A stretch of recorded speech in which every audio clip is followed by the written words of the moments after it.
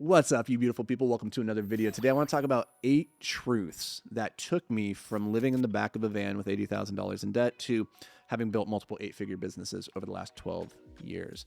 Now, the first one, I'm just going to rapid fire through these. I wrote about this the other day on LinkedIn. I just want to share them with you because hopefully they can help you on your journey wherever you're at, whether you're just starting off or you got a business and it's got a little bit of traction, or maybe you're riding the struggle bus and it's not taking off quite as quickly as you'd like to, or maybe you started to have a lot of success and now you're starting to feel the weight of that. Here's some ideas that hopefully can serve you. Number one is failure is inevitable. And that sounds so trite. It sounds so straightforward, but it's true. And I'm reminded of this constantly, that the people we look up to in whatever game of life we're looking up to them in, whatever domain, they're only standing there above us in a place where we can look up to them because they're standing atop a larger pile of failures than us. That's it. They've just stacked more failures, and you can't see those failures is the interesting thing. So imagine like a bamboo shoot. It takes years for a bamboo, it grows in the water out in the dark. You can't see it. It takes years for it to grow to a level where it finally breaks through to the ground and it breaks through to the surface. And then once it does, it grows at this crazy exponential rate where it's like 300 feet in a year or something bonkers. And all you see is that rate of explosive growth. But you don't see all the work that went in underneath the surface. You don't see all the years and how long it took for it just to break into view. And that's how I think about successful people and success just in general, is that by the time you see them, it's only because they stack so many failures that they're now even visible. But I'm telling you, every single one of them has just this large pile of failures underneath of them. And I find that really encouraging. Because now, instead of setting the goal as being, I need to go and be successful, I need to do the things that will lead me to success, you can start to worry about stacking failures and be like, my goal today is just to fail. My goal today is just to stack another failure. And that is the input of what will eventually lead me to the output of a successful life. Now, you obviously want to avoid the failures that kill you or ruin your life. But for the most part, in the 21st century, failure is not fatal. So that's lesson number one. Number two, the second truth, is that the only people trying to hold you back are the ones that you've already passed. The only people who are trying to hold you back are the ones you've already passed. And the reason is because they see you starting to pull ahead. They don't want that, right? I think about this a lot because humans are such a mimetic species. We compare ourselves a lot. We create these hierarchies, and we're always curious about where we stack up against other people. And we're worried about what those other people are going to be thinking about us. And when you focus on the people ahead of you, you can get it into your head that they're judging you, that they're looking down on you. And my experience has been that the only people who ever try to look down on you, who ever try to hold you back, or ever say shitty things to you, they're really not the people who've done what you've done, who are where you want to be. It's the people behind you who have either not had the courage to step into the arena and take the chance to play the game, to maybe have the opportunity for success. And instead, they gave up on their dreams. They stayed on the couch. And now you going for yours only makes them have to come face to face and confront their own inadequacy. And so they hate you for it. They judge you for it. And they want to hold you back so that you stay where they are, and that misery loves company. You guys can stay together, right? The other side of this is maybe they're not doing it out of a perspective of misery. Maybe it's out of a perspective of fear and love. Maybe they love you and they want what's best for you. And they're afraid that the path that you're on is maybe a dangerous one. Stepping into your greatness, stepping into the unknown, stepping off the path of the average person, and not accepting a life of mediocrity, but instead taking the chance to pursue your dreams. So that's a dangerous path. It's risky. But I think the risk of mediocrity is greater than the risk of failure. But the problem is that most people don't realize that. And so those people will try to hold you back, not because they don't want what's best for you, but because they think they know what's best for you. So just understand, the people that are trying to hold you back are the ones that you've already passed. Cut the rope, keep moving forward. It's the only way. It's the only way to the top. Number three, the third truth is that winning the wrong game is the ultimate failure. There's nothing worse than to spend your entire life striving and grinding and climbing the ladder only to get to the top and realize it was leaning against the wrong building the whole time. And I think a lot of people will find that. They will experience that in their own life. They will have climbed the corporate ladder and they will get to the end and they will realize it wasn't what they were promised. And they will look back with regret and it'll be too late. And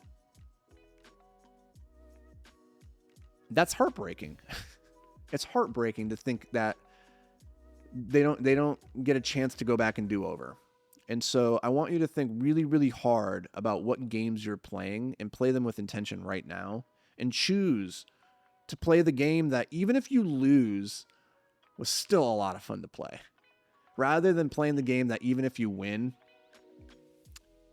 it's not something worth celebrating.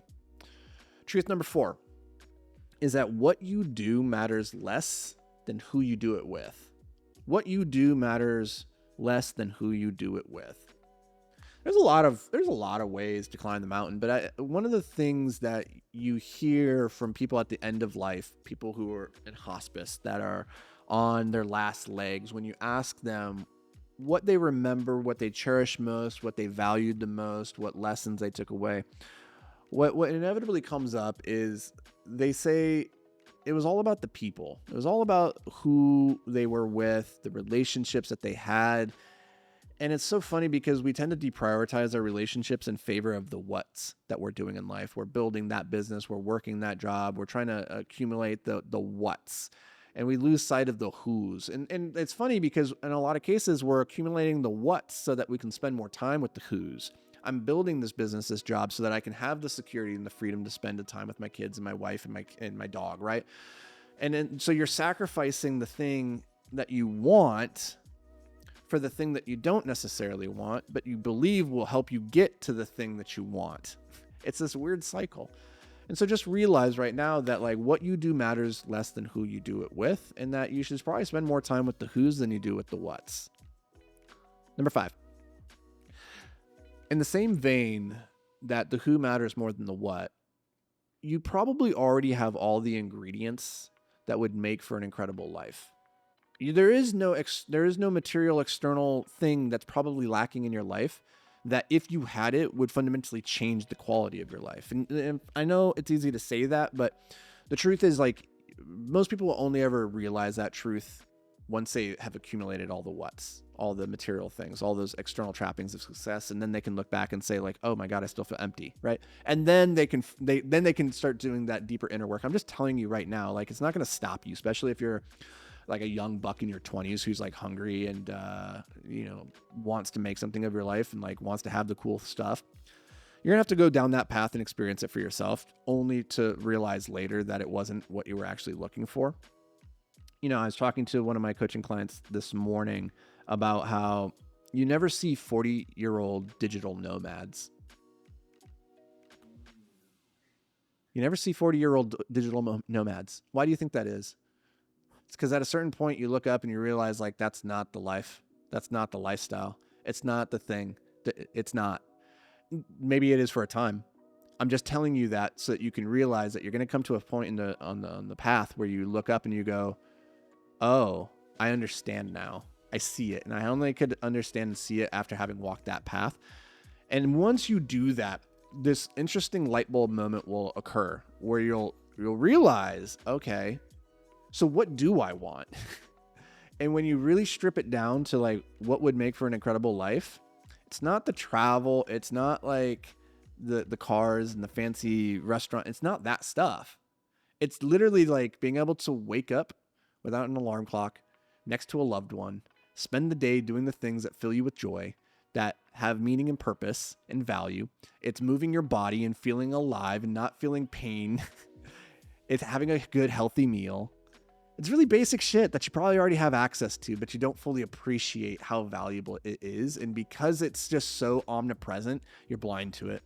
And so it's going to take you, it's probably going to have to figure that one out on your own. I can tell you it's some lessons can't be transmitted. They can only be experienced. And that's one of them. But here's the next one. Number 6 is the guide can show you the path, but you have to take the steps, right? So a teacher, they're not going to make you smart. The physical trainer, he's not going to make you healthy. The business guru, he's not going to build the successful business for you. They can point the way, but you have to do the work. And that took me a really long time to not realize, but to accept and take take the appropriate actions given that reality, because I'm a slow learner, and maybe somebody out there hears that and they go, hey, I resonate with that too. I'm an idiot just like you, Anthony. I've been waiting for somebody else to come along and save me. Nope, not anymore. Today is the day I'm finally going to get up and save myself and do the work. They pointed the path. Now I'm going to take the steps. Which brings me to lesson number 7, or truth number 7, which is that there is no substitute, simply no substitute for hard work, right? It's easy to say that like leverage beats hard work, but hard work is what gets you the leverage. And there's no way around that. Simply no way. People want to say that work smarter or whatever. It's not like hard work. It's indispensable. And so you can either choose to put in the hard work now, and the quantity is sufficient to get you the desired result, or you can drag it out. And the hard work is just going to keep happening for the rest of your life, but at a low grade chronic pain level. So choose the acute pain of hard work now so that you can enjoy whatever it is that you wanted to enjoy later, rather than just drawing out the chronic low grade suck, which is unfortunately the life of quiet mediocrity that most people have accepted. I can't remember who it was. Was it Thoreau? He says most people are suffering a life of quiet desperation. That's why. Number 8, playing the game to impress others guarantees you're never going to win. So let me repeat that because it's so damn important. Playing the game to impress others guarantees you will never win. And I will tell you, most people are only playing the game to impress other people. They don't even realize it. The status game. They're going to school to become a doctor. They're going to become a lawyer so that they can impress their parents, so that their parents can impress their friends, right? So much of what we do is this desire, again, to move up the social hierarchy, to increase our status. And I'm telling you that status games are not worth playing, much less winning. Remember when I think it was lesson number 3, winning the wrong game is the ultimate failure. The status game is the ultimate failing game. If you're playing any game to impress somebody else, you will lose. Full stop. And that will, again, it'll take you a long time to fully internalize and stop playing those games and stop catching yourself playing those games. You never fully stop, by the way, because again, you're a human creature, and that's like, it's hardwired into your brain is to compare yourself and to ask yourself, where do I stack up against others? Because it used to be a biological imperative if you didn't want to die out in the savannah to, actually be a meaningful contributor to the tribe and actually have good relationships. And so your status in that tribe mattered quite a lot. But it doesn't anymore. Not in the same way. Not in the ways that social media or society or school or our friends and family would have us think. It just doesn't matter in the same way. The only opinion of you that matters is your own. The only reason to play the game is so that you can become the best version of yourself, so that you can see for yourself what are you truly capable of. It's like the ultimate expression of being a human. The ultimate big M purpose, big M meaning of being alive is just to see like, what the fuck are you capable of? Not to impress anybody else, but just because you wanted to see what could be done.